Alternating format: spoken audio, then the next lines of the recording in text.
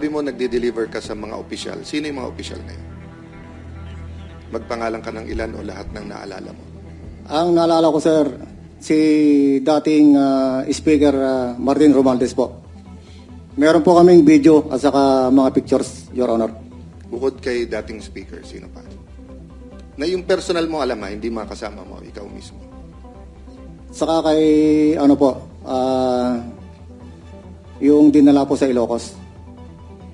Kami po yung nagdala doon sa Delta Gate, hangar sa Pasay. Yung 5 maleta po na dinala doon sa Ilocos, na dinala ni Sergeant Tobe at saka ni Boss Saldi. Para kanino naman yung dinala ninyo? Ang narinig ko po nun, sir, para kay President Marcos, sir.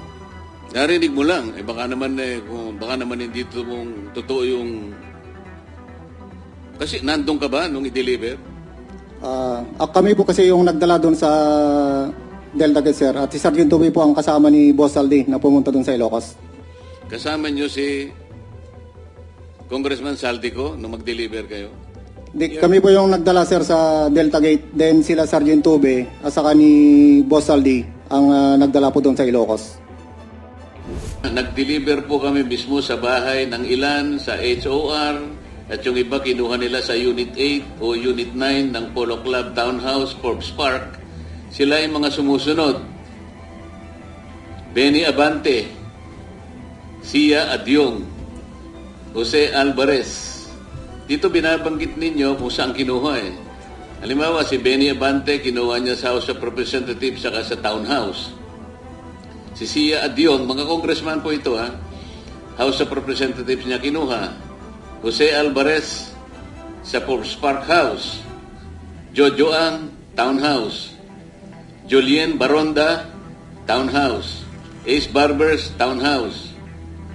Ching Bernos, House of Representatives. Arlene Brosas, House of Representatives, Townhouse.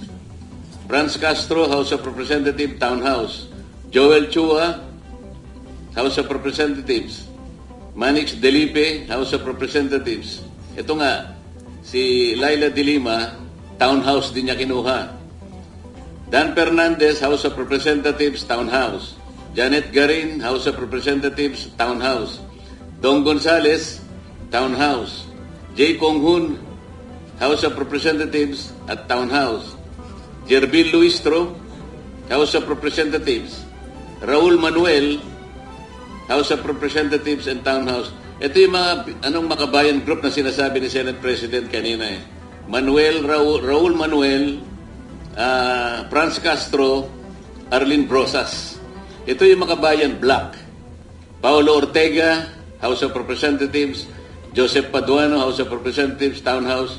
Stella Kimbo, House of Representatives, Townhouse and Residence. J.J. Suarez, House of Representatives. Erwin Tulfo, ayun, Green Hills, House of Representatives.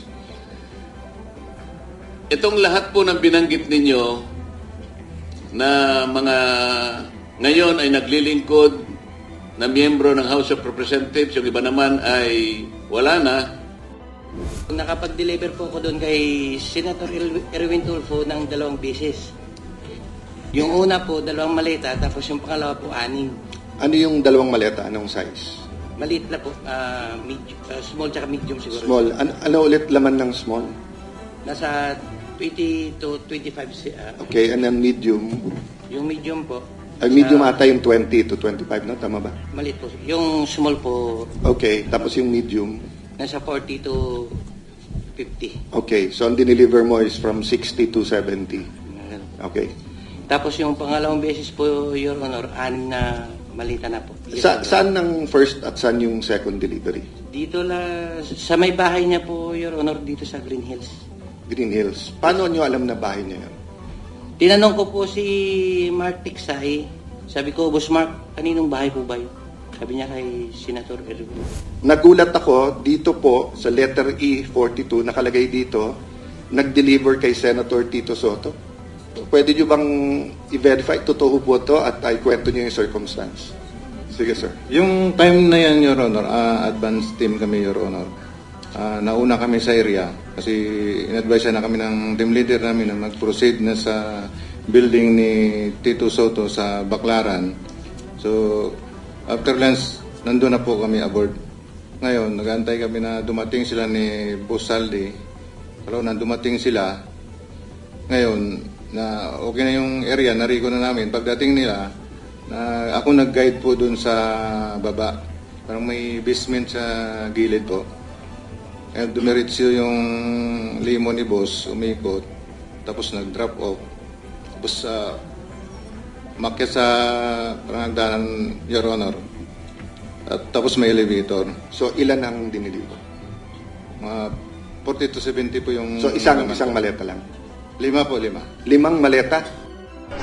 Bago pa man ang formal na pagbubukas ng pagdinig, nagkagulo at nagkagitgitan sa pagpapapasok ng mga resource person sa Senado, particular ang Brave 18 na inimbitahan ng Blue Ribbon Committee. Sa kabila nito, pinangunahan ni Senator Pia Cayetano ang pagdinig at iginiit na siya pa rin ang lehitimong chairperson ng Blue Ribbon Committee. Natuloy ang pagdinig sa kabila ng suspension order na idilabas ng bagong Blue Ribbon Committee chairperson. Kasama sa pagdinig sina Senate President Alan Peter Cayetano, Senator Robin Padilla, Senator Amy Marcos at Senator Rodante Marcoleta na siyang nag-preside ng hearing. Sa testimonya ng tinaguriang Brave 18, nagsimula umano ang operasyon noong 2022 at nagpatuloy hanggang 2025 kasabay ng panahong si Zaldico pa ang Appropriations Share Committee. Kinumpirma ng isa sa mga testigo na naghatid sila ng mga maleta na naglalaman umano ng pera para kay dating House Speaker Martin Romualdez. Ayon sa kanilang salaysay, dinala umano sa Paway, Ilocos Norte para kay Pangulong Ferdinand Marcos Jr.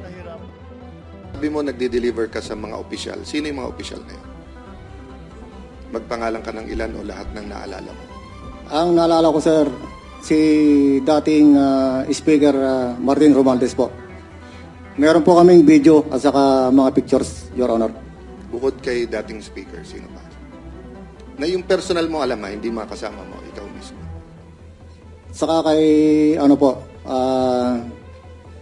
yung dinala po sa Ilocos. Kami po yung nagdala doon sa Delta Gate, hangar sa Pasay. Yung 5 maleta po na dinala doon sa Ilocos, na dinala ni Sergeant Tobe at saka ni Boss Saldi. Para kanino naman yung dinala ninyo? Ang narinig ko po nun, sir, para kay President Marcos, sir. Narinig mo lang. Baka naman hindi totoo yung... Kasi nandun ka ba nung i-deliver? Kami po kasi yung nagdala doon sa Delta Gate, sir. At si Sergeant Tobe po ang kasama ni Boss Saldi na pumunta doon sa Ilocos. Kasama nyo si Congressman Saldico nung mag-deliver kayo? Kami po yung nagdala, sir, sa Delta Gate. Then sila Sergeant Tobe at saka ni Boss Saldi ang nagdala po doon sa Ilocos. Ayon pa sa testimonya, madalas umanong makitang nakikipagpulong kina Zaldico sina Representative Laila De Lima, Franz Castro, Arlene Brosas, Raul Manuel at Terry Ridon sa mga opisina at townhouse. Nakapaghatid din umano sila ng mga maleta at paper bag na naglalaman ng pera kay dating Senador Antonio Trillanes sa head office ng Magdalo sa Quezon City na umano'y ipinagkakaloob sa mga taga-International Criminal Court o ICC. Maging si Father Flavi Villanueva ay nakatanggap rin umano ng maleta at sobre na naglalaman ng pera. Tinangkarin umano silang suhulan ni dating PNP Chief Nicolas Torre para bumaliktad sa kanilang sinumpaang salaysay. Iniisa-isa rin ni Senator Marcoleta ang mga pangalan ng ilang senador, miyembro ng House of Representatives, mga dating mambabatas at iba pang personalidad na pinagdalhan umano ng mali-maletang pera ng 18 ex-Marines. Nag-deliver po kami mismo sa bahay ng ilan sa HOR, at yung iba kinuha nila sa Unit 8 o Unit 9 ng Polo Club Townhouse, Forbes Park. Sila ay mga sumusunod.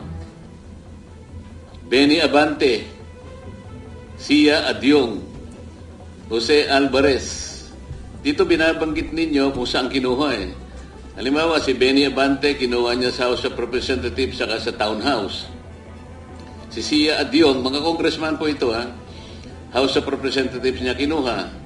Jose Alvarez sa Forbes Park House, Jojo Ang, Townhouse, Julien Baronda, Townhouse, Ace Barbers, Townhouse, Ching Bernos, House of Representatives, Joel Chua, House of Representatives. Manix Delipe, House of Representatives. Ito nga, si Laila de Lima, Townhouse din niya kinuha. Dan Fernandez, House of Representatives, Townhouse. Janet Garin, House of Representatives, Townhouse. Dong Gonzales, Townhouse. J. Kong Hun, House of Representatives at Townhouse. Jervil Luistro, House of Representatives. Raul Manuel, House of Representatives and Townhouse. Ito yung mga makabayan group na sinasabi ni Senate President kanina eh. Raul Manuel, Franz Castro, Arlene Brosas. Ito yung makabayan block. Paulo Ortega, House of Representatives. Joseph Paduano, House of Representatives, Townhouse. Stella Kimbo, House of Representatives, Townhouse and Residence. J.J. Suarez, House of Representatives. Erwin Tulfo, ayun, Green Hills, House of Representatives. Itong lahat po ng binanggit ninyo na mga ngayon ay naglilingkod na miyembro ng House of Representatives, yung iba naman ay wala na. Kinumpirma rin ni Bernard Gumban, isa sa tinaguriang Brave 18, na 2 beses silang naghatid ng mga maleta sa bahay ni Senator Erwin Tulfo. Ayon sa kanya, ang isang maliit na maleta ay naglalaman umano ng 20 milyong piso hanggang 25 milyong piso, habang ang isang medium-size na maleta naman ay may laman na 40 million pesos hanggang 50 million pesos. Nakapag-deliver po ako doon kay Senator Erwin Tulfo ng 2 beses. Yung una po, 2 maleta, tapos yung pangalawa po, 6. Ano yung 2 maleta? Anong size? Maliit na po, small tsaka medium siguro. Small. Ano ulit laman ng small? Nasa 20 to 25. Okay, and then medium? Yung medium po. Medium ata yung 20 to 25, no? Tama ba? Maliit po. Yung small po, Okay, tapos yung medium? nasa 40 to 50. Okay, so ang dineliver mo is from 60 to 70. Okay. Tapos yung pangalawang beses po, Your Honor, 6 na malita na po. Saan ang first at saan yung second delivery? Dito sa may bahay niya po, Your Honor, dito sa Green Hills. Green Hills. Paano nyo alam na bahay niya yan? Tinanong ko po si Mark Tiksay. Sabi ko, Boss Mark, kaninong bahay po ba yun? Sabi niya kay Senator Erwin. 4 na large na maleta naman ang di umano'y hinatid kay Senator Tito Soto noong 2024 bago ang campaign period. Ipinakita rin sa pagdinig ang mga larawan kung saan nakasakay sa helicopter sina Soto at Lacson na pagmamay-ari umano ni Zaldico.